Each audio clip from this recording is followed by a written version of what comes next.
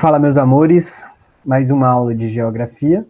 A gente vai agora para o percurso 14, né? A gente vai dar continuidade a falar sobre a região norte, né? A gente falou sobre, na semana passada, sobre a localização e os meios naturais, onde a gente conversou um pouco sobre a Amazônia Legal e a Amazônia Internacional, né, o continental.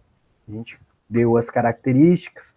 Falamos na aula passada que a região norte possui 7 estados, né, que vai desde o Acre até Tocantins, passando por Roraima, Amazonas, Rondônia, Pará e o Amapá, tá?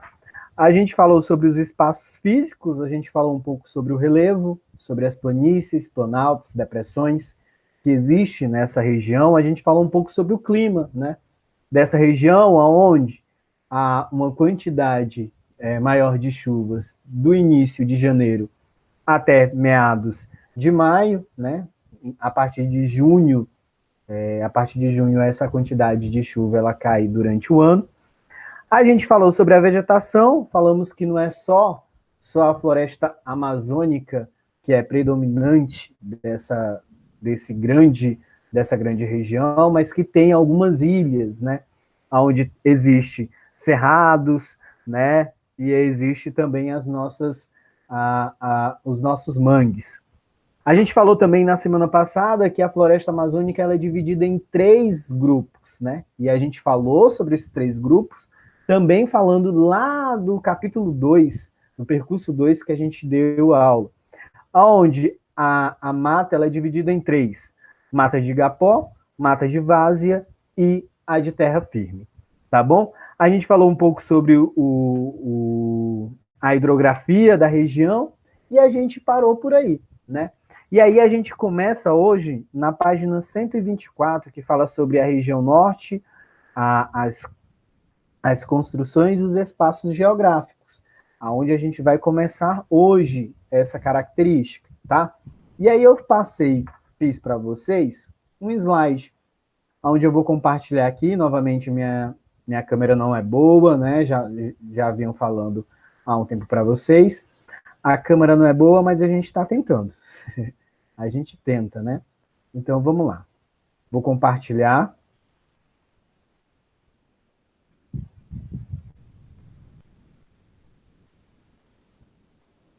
Pronto. Compartilhei, eu vou agora aqui abrir a minha apresentação.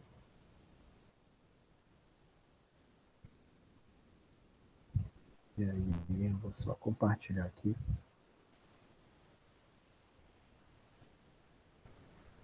Espera carregar um pouquinho. E aí foi, né? Onde já comecei para vocês, já falei que hoje, essa nossa aula é a aula 8, né? Todas valendo nota. E aí eu espero que vocês estejam gostando das aulas. Qualquer coisa, professor, não entendi, me manda mensagem no privado, que aí eu respondo qualquer dúvida, tá? Eu só demoro um pouquinho, mas eu respondo. Então a gente vai falar aí da página 124, espero que todo mundo esteja com o livro, onde fala região norte e as construções do espaço geográfico. Dando continuidade, como eu já falei anteriormente, daquela nossa primeira aula, onde a gente falou sobre os espaços físicos e naturais, né? Falando um pouco sobre localização. Então a gente vai dar início a essa aula de hoje.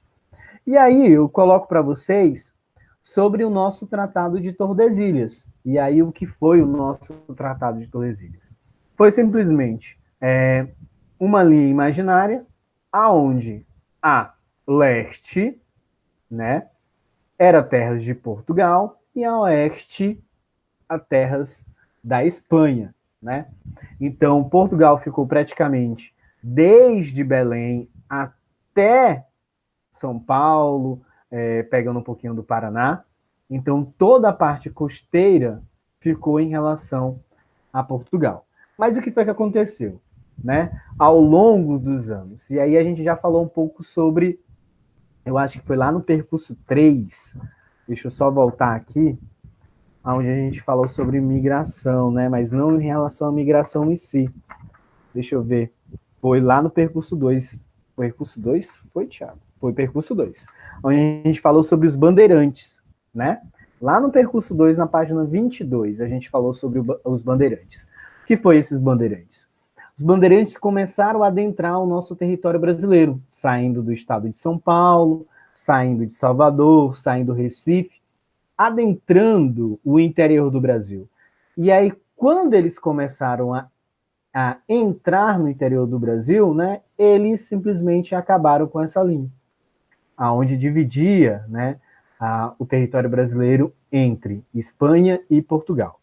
Então começaram a entrar no território espanhol, que foi aí por volta de 1500 a 1930, onde o livro de vocês colocam essa característica, né?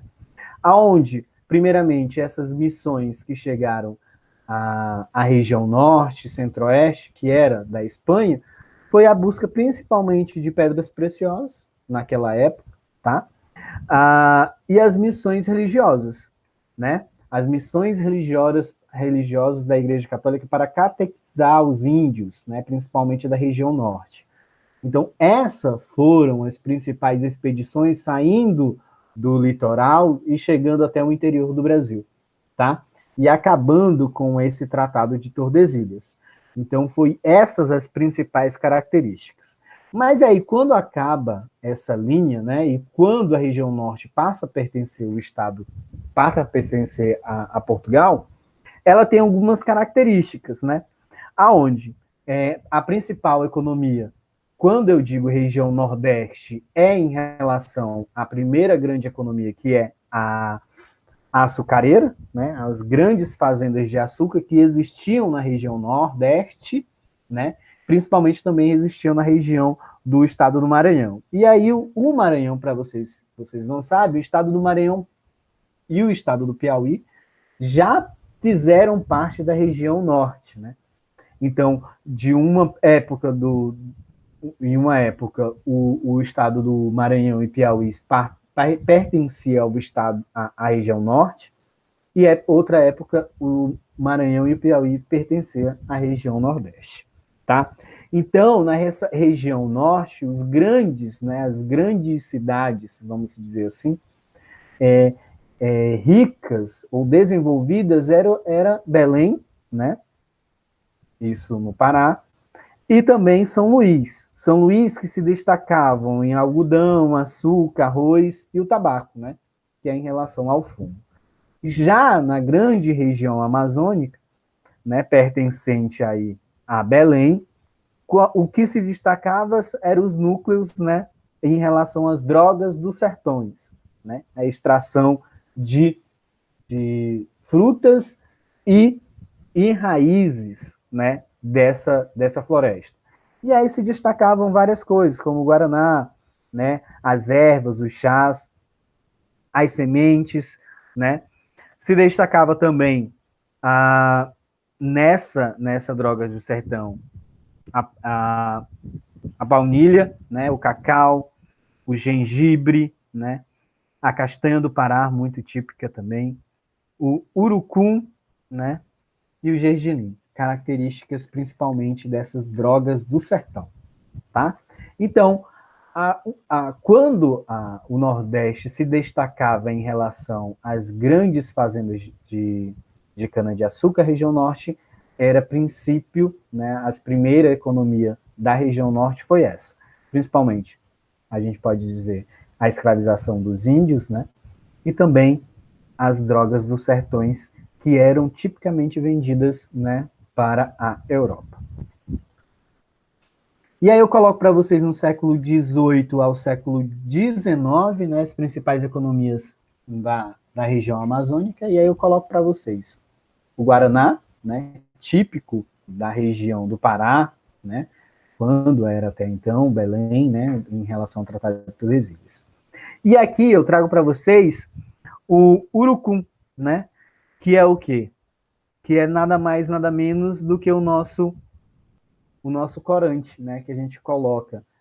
O Piauí dá o nome Piauí Maranhão, nome corante. Região Sul, região do Ceará, eles dão o nome de coloral, né, aquele vermelhinho que se coloca em carnes. muito típicos em carnes, em macarrão, né, para dar aquela cor.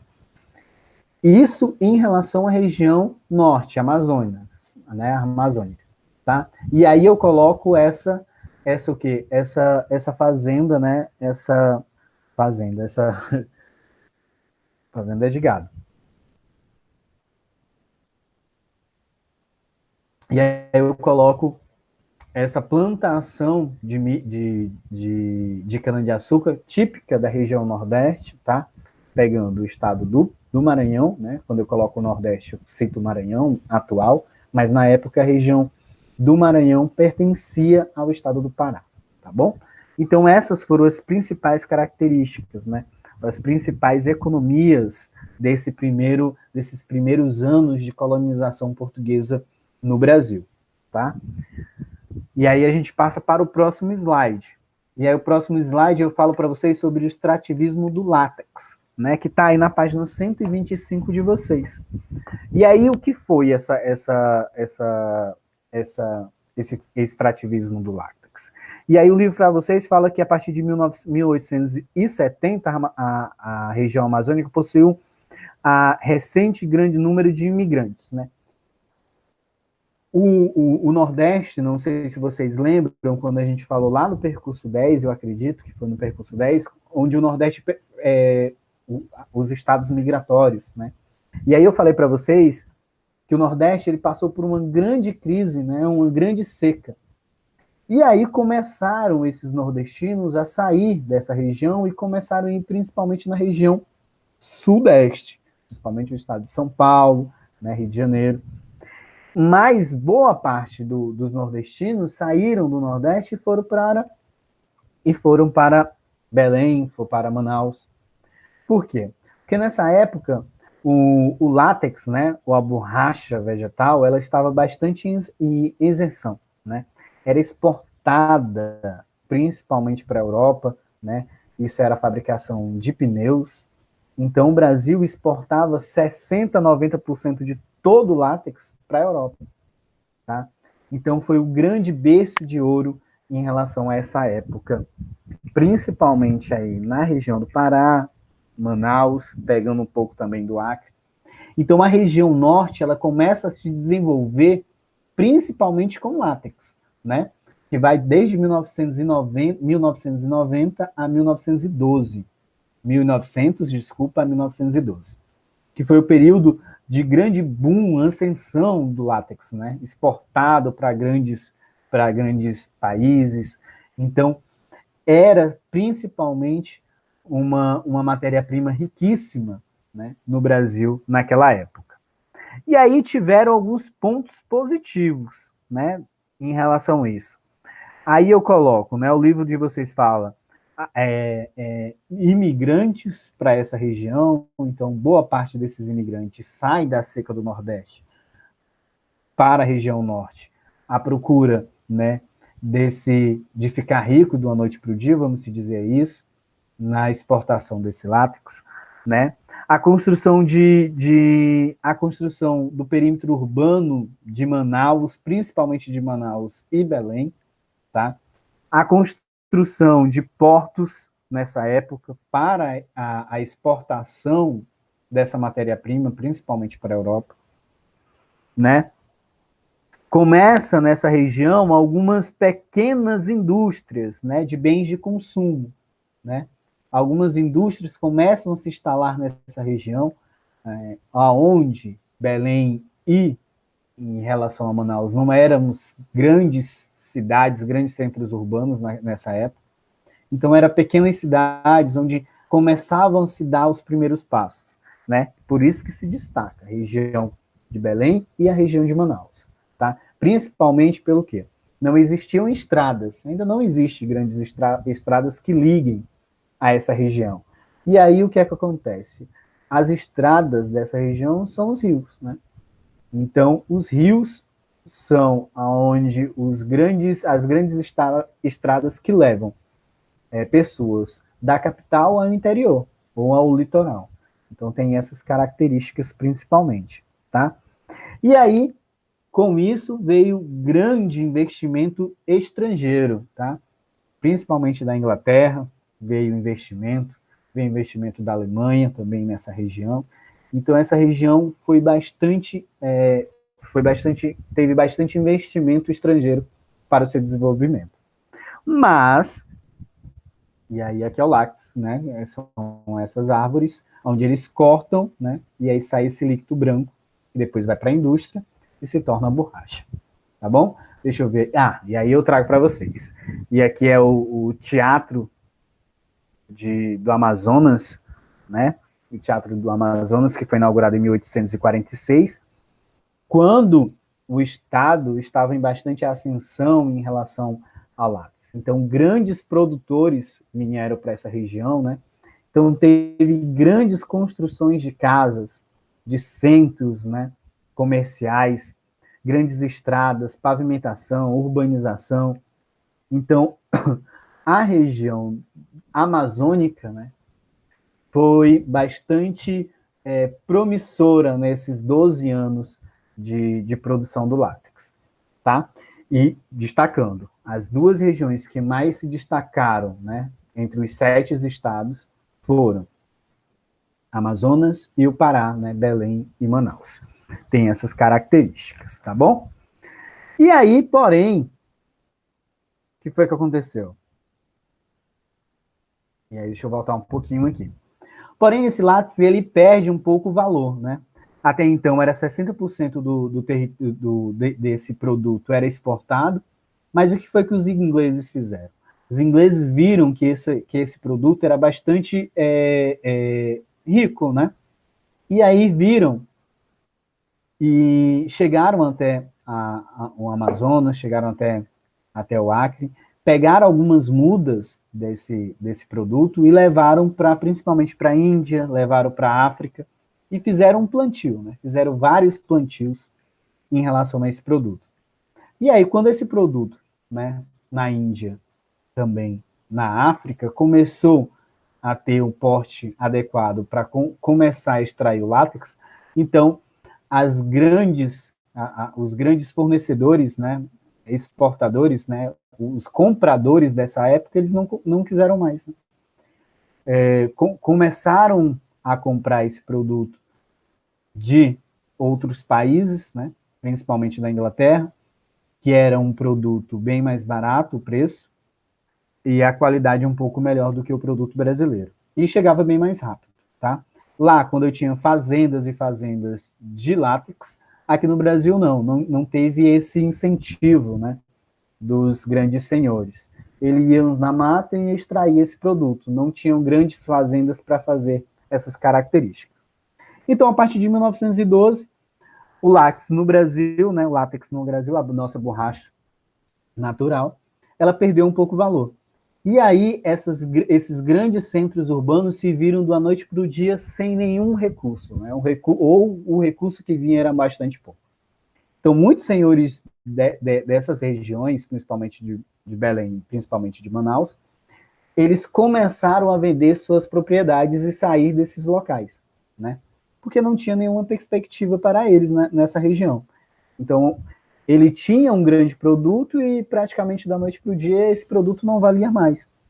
Então saíram dessa região. Mas a partir de 1912 veio um segundo produto, né, para essa região, né, para valorizar, para a economia crescer novamente.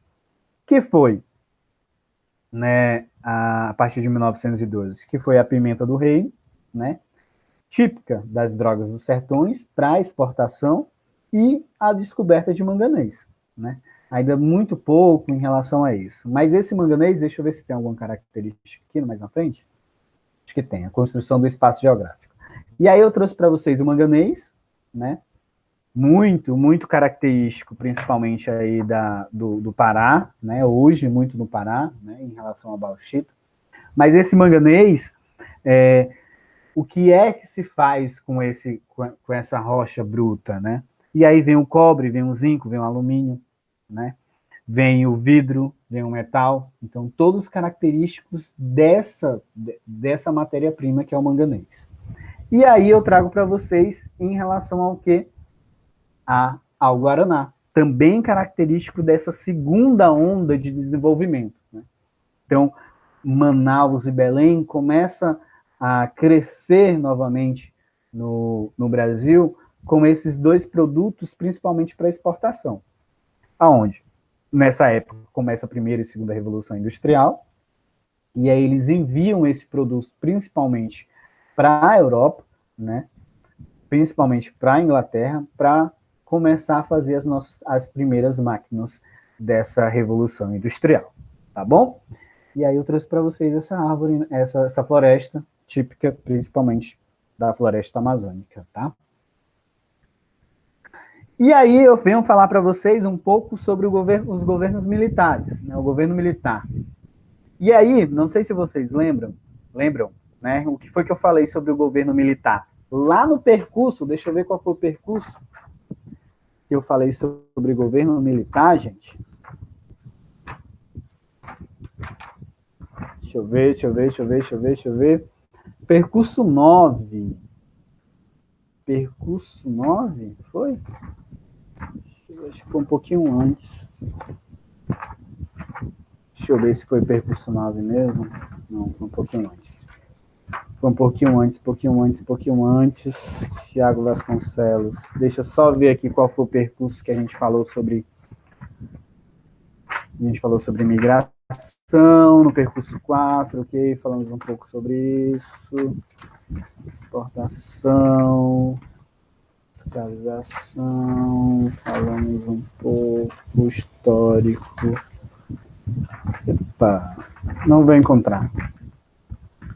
Vou encontrar? Será? Não vou encontrar. Mas o que foi que eu falei para vocês lá no percurso anterior, né, um dos anteriores, eu não vou lembrar agora qual foi o percurso que eu estava falando para vocês sobre os governos militares. Pronto, foi o percurso 9 mesmo, onde eu falo sobre o governo militar, né, que veio primeiramente o Juscelino Kubitschek, com uns 50 anos em 5, tá? E o governo militar, onde foi das grandes obras brasileiras, tá? Onde tivemos a construção, principalmente do Porto de São Luís, né? Onde a gente teve a construção do estádio, principalmente aqui no estado do Piauí, e aí as grandes obras. O que foi que Juscelino Kubitschek falou naquela época para vocês, onde eu disse? As grandes estradas, né? O governo de Juscelino Kubitschek construiu as estradas tentando ligar o Brasil à região sudeste, né? Fez muitas estradas na região norte, região nordeste, tá? E aí o governo militar veio para fazer essa primeira imagem que eu estou colocando para vocês aí, a Transamazônica, tá? A Transamazônica, ela foi inaugurada em 1972, mas uma obra que nunca terminou, ligando os estados, né? Começando na Paraíba e vai até o Amazonas, tá? Ela simplesmente está em estado, vamos dizer assim, bom estado, principalmente na região nordeste. Essa pontilhado aqui são estradas carroçais, onde eu coloco essa segunda imagem. Essa é a transnordestina, para vocês terem ideia, né? A BR que corta o Brasil de leste a oeste. E aí tem alguns trechos que nunca foram concluídos ou feitos, que é essa partezinha aí. Então, o governo militar, nessa época, foi isso, né? As grandes obras, né? Tentando investir no Brasil, tentando colocar estradas para frente, para que pudesse o Brasil crescer. Aonde eu falei que foi investimento também na indústria, foi investimento também na economia, nas grandes indústrias para a construção de emprego, tá? Descentralização dessas indústrias, principalmente na região sul, né? Ela começa a espalhar, chegando também na região norte, principalmente na Zona Franca de Manaus, que a gente vai falar um pouquinho mais anteriormente, mas tem essa característica, tá? As grandes obras. E aí foi feito um pouquinho, né, nessa época, a superintendência do plano de valorização econômico do Amazonas, né? Onde se tentou, né, o grande estado, a grande região amazônica tentou um investimento para o seu desenvolvimento, tá? investimento em relação às estradas, investimento em relação a, a, a empresas, né, estrangeiras para se instalar naquela região, investimento em energia, em saneamento. Então, houve um grande investimento nessa região com esse primeiro plano de governo. Mas esse primeiro plano de governo não foi muito para frente, né? Que foi aí por volta de 1953. Nessa época, né, a Amazônia, né, toda, quando eu falo Amazônia, eu falo desde o Acre, pegando os 7 estados, tinham aproximadamente 1,8 milhões de pessoas morando ali. E aí, no período militar, e aí tem-se o segundo plano, a Superintendência de Desenvolvimento Amazônico, né, a SUDAM, que ela simplesmente veio também implantar algumas coisas que não deram tanto certo na gestão passada.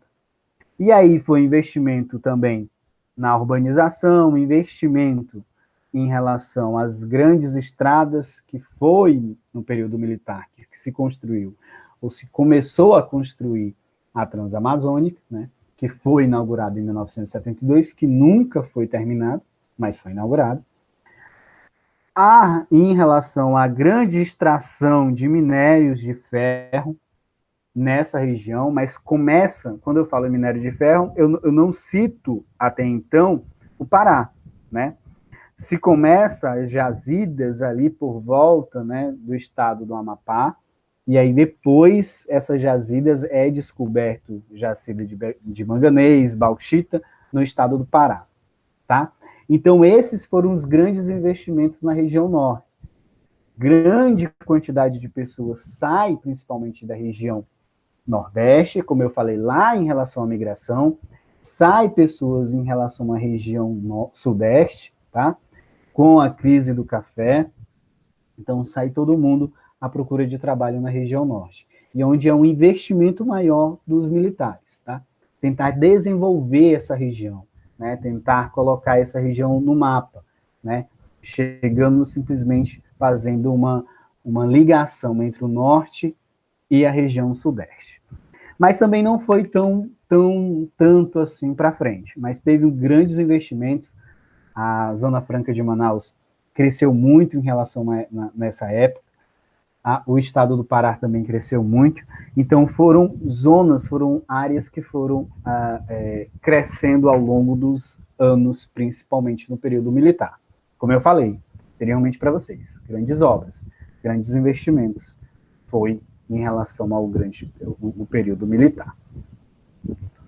E aí eu falo para vocês um pouco sobre a Zona Franca de Manaus, né, onde teve um maior investimento, principalmente do setor público, tá? Principalmente na Zona Franca de Manaus, mas também no Pará, em Belém, tá?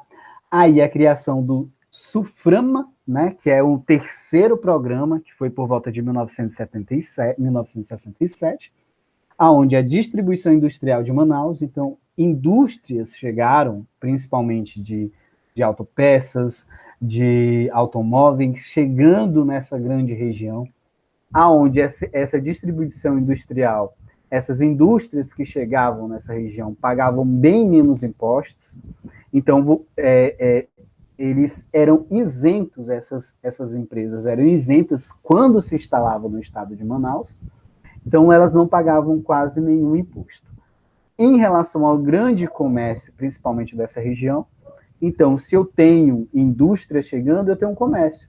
Quando eu falo em relação a esse comércio, é de setores básicos, né? É um comérciozinho, um supermercado começa a aparecer, tá? Aí, rede de transporte urbano. Quando essa minha cidade começa a ganhar corpo, eu preciso simplesmente de estradas, eu preciso de ferrovias, eu preciso de aéreo para essa região. Então, os sistemas de transporte foi muito bem executado, principalmente, né, nesse período de 1967, tá? Turismo, principalmente do estrangeiro, vem muito turista estrangeiro para essa região, né? Querendo descobrir, né, essa grande mata, considerada uma das maiores do mundo, né? Descobrir a sua cultura, descobrir como são os índios. Então, muito turismo acontece nessa região. E a urbanização, né? Se eu simplesmente tenho várias pessoas chegando, então o meu crescimento em relação à urbanização vai ser acelerado. Mas aí, quando acontece esse crescimento acelerado, aí eu tenho alguns problemas dessa minha urbanização exagerada, né? Ou a macrocefalia urbana, que é simplesmente falta de rede de saneamento, falta de escolas, né? Falta de transporte públicos, principalmente para as periferias. Então, tudo quando acontece uma aceleração, né, uma urbanização acelerada em determinada região, determinada cidade, vai sempre acontecer pontos negativos. Mas Manaus, né, cresceu muito em relação a esse período, desde 1997, com investimentos do governo, né? Bom a gente falar muito em relação a isso. Então, Manaus, que antes tinha 2 milhões de habitantes, 10 anos depois, esses 2 milhões chegaram a 4 milhões, né? Então, a cidade cresce muito durante esse período por conta dos grandes investimentos que tem nessa região, tá? E aí eu venho para vocês falar sobre o Grande Carajás, né? Que e aí eu trouxe para vocês, pegando, né, aí é a grande, né, bauxita, manganês, que é esse rosa, que pega boa parte do estado do Pará e pega praticamente boa parte do estado do Maranhão, pegando praticamente aí 99%. Somente esse pontinho aqui que não faz parte do Grande Carajás, né, o grande projeto Carajás dessa área. E o que é, Tiago, esse grande projeto Carajás? Simplesmente são essa zona amarela, rosa, desculpa, que são zonas que tenham que tem no seu solo muita bauxita, manganês, né, principalmente para exportação. E aí tem ferro, manganês, cobre, níquel, bauxita, fábricas, né, instalando, né, nessa região. Tem o que? Indústrias, usinas hidrelétricas, né? Então eu tenho várias jazidas de minério. Então as jazidas de minério se encontram aqui nesse amarelo, onde está aí na página 130 de vocês. Aí rodovias, construção de rodovias, construção de ferrovias, pavimentação de rodovias. Então, tudo para se desenvolver essa região. E aí você está vendo, ó, que tem o quê? Esse pontilhado. Então, se constrói uma ferrovia ligando, né, essa zona de Carajás, que são as minhas jazidas de minério, até o estado do Maranhão. Por que até o estado do Maranhão? Por conta do porto. Então, todo o minério de ferro que é extraído do interior do Pará chega ao porto do Maranhão e é exportado principalmente para a Europa, tá? Então tem essas características. Mas aí eu pergunto para vocês, é ponto positivo? É ponto positivo. Há um desenvolvimento dessa região. E aí se tem a grande nacional da época, que é a Vale do Rio Doce. Uma multinacional que extrai esse minério de ferro dessa região. Que a Vale do Rio Doce ainda funciona até hoje, né? Mas hoje, a grande empresa Vale do Rio Doce não é mais o nome Vale do Rio Doce, só é Vale, né? Que ela tem simplesmente jazidas tanto em Belém, quanto lá em Minas Gerais, que é a extração, principalmente, desses recursos. Mas se extrai também daqui ouro, também, principalmente também, tá? Então se extrai ouro, mas se extrai principalmente a bauxita, né? Característica dessa região, que é para exportação, tá? Níquel, né? O cobre, o manganês, o ferro, o próprio ferro, e para exportação. Praticamente todo o material que é colhido nessa região vai para exportação. E a Vale, que era uma nacional, né? Ela simplesmente é vendida no período do Fernando Henrique Cardoso, vende as nossas grandes empresas nacionais, e aí ela é agora do setor privado, tá? Então tem essas características bonitinhas aí. E é isso, gente. A gente tem essa apresentação hoje. Deixa eu ver aqui, eu acho que parar aqui. Opa, isso mesmo, parar a apresentação. E aí a gente tem essa aula, lembrando que é da página pouco, 124 até a página 130.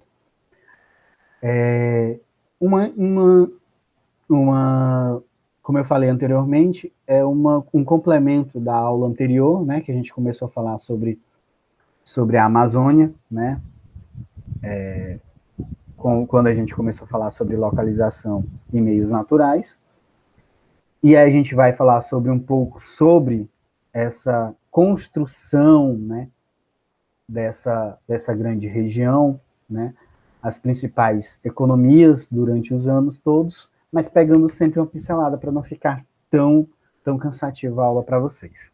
E lembrando, na próxima aula a gente vai falar novamente sobre a Amazônia, né? Mas a gente vai falar sobre os impactos ambientais sofridos por essa região durante esses anos de exploração, tá bom?